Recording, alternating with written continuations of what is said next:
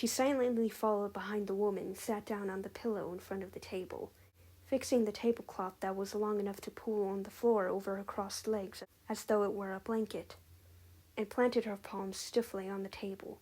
She watched with sharp eyes as the woman settled on the other side of the table and began flipping over her own tablecloth, and what sounded like a drawer sliding open caught Tristan's ear, and she began looking through it for whatever she was trying to find. After a while of thumping and chipper humming, she soon produced a box and placed it in front of her. After fixing the tablecloth and shutting whatever drawer she opened the box and exposed a sleek deck of cards. With practiced precision, she dropped the deck into her palm and removed the box from the table and began shuffling the deck at an unbelievable speed. Tristan was sorry to say she flinched at the sudden thwack of the cards colliding together, but the owner didn't react to this. However, a small smile of amusement was playing on her face as she continued to focus on shuffling the cards. Pretty soon she began to speak again. "So, my dear, I suppose now should be the time to explain my process." "Your process? There's a process to reading the future?" Tristan wryly inquired, and the woman's piercing blue eyes flicked up at her with an unnervingly still expression. But her hands never stopped their shuffling. "Many readers have different processes, my dear, as there are many people to do readings for." She spoke simply, and then she finished her shuffling with one last resounding thwack. "It's always the ignorant ones that prove to be the most fun." Tristan glowered at the smile the woman flashed at her once again, and she placed the cards down in decks split into 3 and folded her hands together as she put more of her attention to the displeased pale-skinned girl. "Now, as I was saying, I have a certain process to read the futures and fortunes of each of my clients I'm reading for. I use these tarot cards to paint a general picture of my client's life and a large upcoming event about to enter and turn their lives around to either a good fortune or a misfortune. And then I follow that up with a scribe from my crystal ball here." Tristan squinted her eyes at the witchy woman, and she smiled oddly and kind with nearly bugging eyes. The bag she hadn't noticed before certainly made more prominent then. "Oh yes, my dear, this is certainly not just for show, don't worry. I won't be able to see if you show up in your underwear or anything like that." "Ugh, let's just get on with it then." Tristan, in a rare show of impatience, glared at the insufferable woman, whose smile quirked at one side with her expression a show of off-putting delight. Definitely not the reaction Tristan was hoping for, but she kept leering just the same. "Very well, then." And after that, her skinny fingers flicked a single card from the top of the 3 decks until she ended up with 10 cards, 5 cards, and in 2 horizontal rows, one over the other, organized before her. Then she made quick work of turning each one over and just scanning her piercing blue eyes over the seemingly important storytelling cards that had apparently raptured her so. "Oh my," the witch breathed, an almost uncharacteristic surprise taking over her face.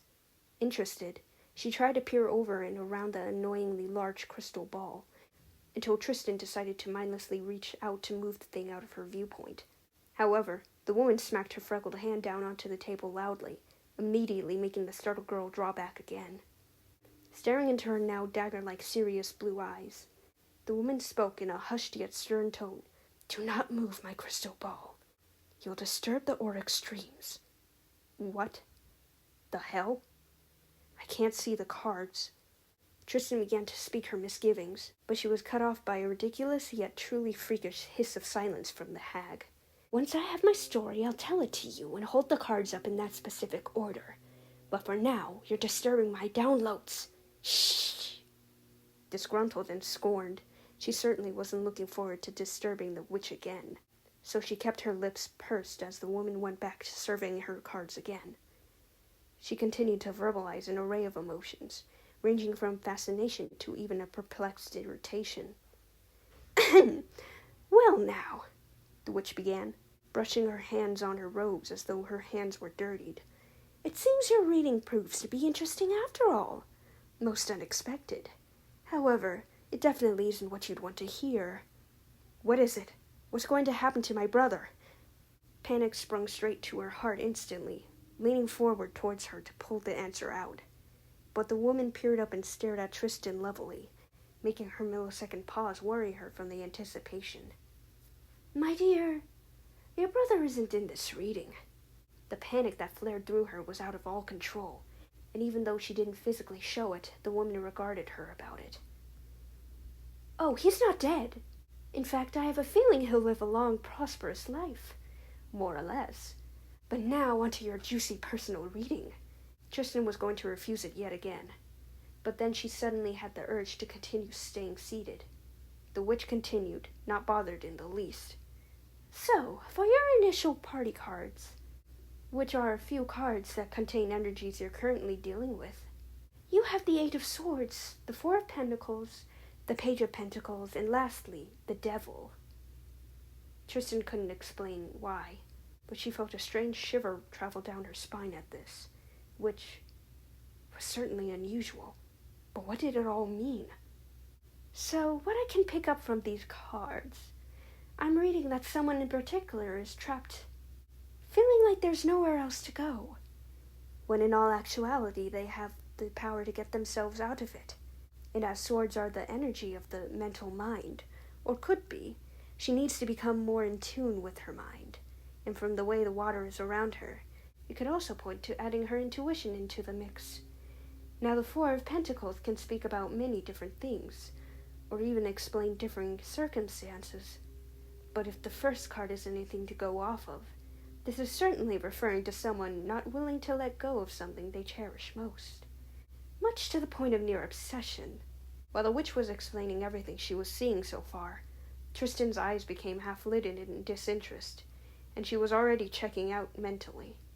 But she ended up keeping her tongue for whatever reason, just allowing her to continue speaking. "Now, the Page of Pentacles, I read, as someone making an offer to someone for a new start for abundance, and just overall being perceived as an idealist fool. And now for the Devil. Well, it is well known in the tarot reading collective that this card can read for either a third party or a karmic connection, or even an addiction, to be frank."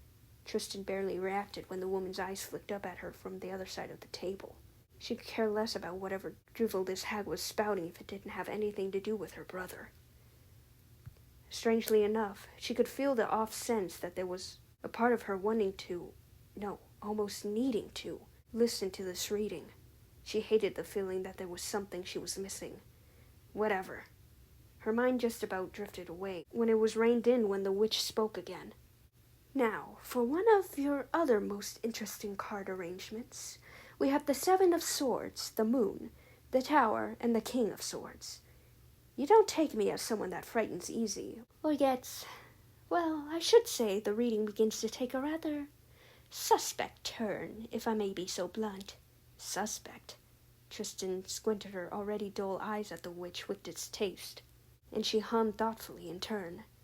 "Yes, but since you don't seem bothered by this, I'll continue." Tristan had another fleeting thought of speaking up and just taking her leave, and calling the hunt for crystals quits. But, whatever. She decided to stay and keep listening, begrudgingly. Perhaps there really could be something of use for her to know. Never mind the fact she barely paid any attention to what was being explained in the first place. "Very well. Now, the Seven of Swords has this quaint character on the card, and I'm sure you could possibly tell what he could stand for yourself. If you can, then you could be well on your way to reading your own destiny in the cards." Tristan rolled her eyes at her play at lighting the mood before making the dive into the suspect few cards. "Now, right off the bat, I can plainly see that there's someone doing some snaky operation behind someone's back, and with the Moon, hoping to keep some kind of secrets under wraps.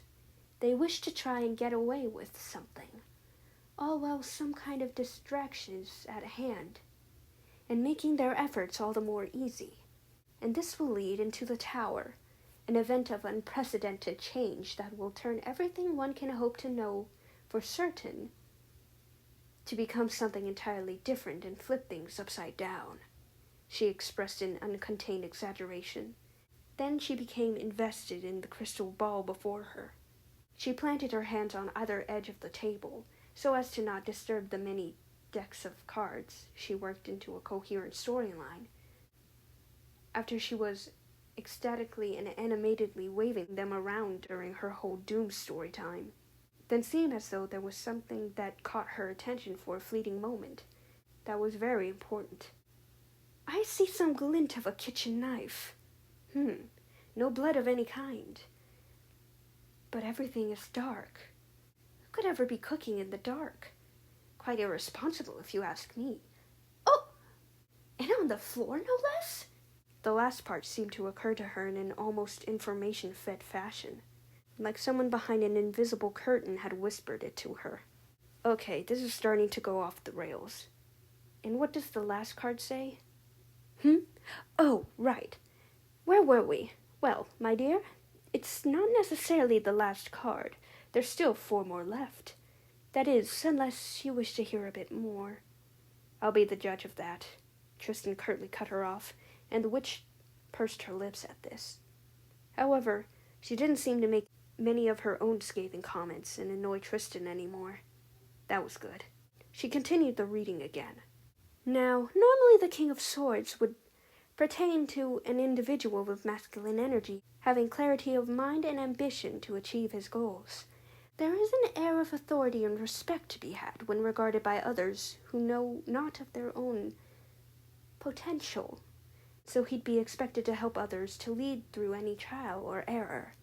But so far, the real truth to this card that I'm getting is an extremely grim message. You might want to be careful these next couple of days. I have no interest in hearing tasteless warnings of cryptic threats on my life. End it, now. You mean read the last few cards? If you must, just get on with it.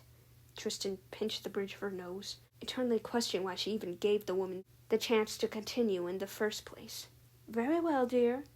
The last few cards are the 3 of Cups, Death, Ace of Pentacles, and the 2 of Pentacles. Are you sure you don't want to continue the read? Did I stutter? Well, it's just these cards don't necessarily match with the others on the reading. Can't I just pull clarifiers? I said what I said. What do they read? Well, the 3 of Cups usually make for a celebration among great colleagues, or a party among ill-intending individuals. Death pertains to endings, changes, and transformation, so it is normally a positive card in the grand standing of all things mystic and magic. But from the way the reading had been going up to this point, and the last 2, they may not be in regards to you. Most of this wasn't. So the last 2? The witch stared at her with an unpleasant blue leer, but refrained from snapping at her difficult and rude customer. But she'd be more than happy to be rid of her. If she didn't want to take these messages and warnings from the divine seriously, then there was no reason to even keep convincing this brat. This wasn't her responsibility, after all. All right, Ace of Pentacles. Basically means there's a new opportunity for either abundance in career or new beginnings. A fortunate chance that could come from fate itself. And lastly, the 2 of Pentacles.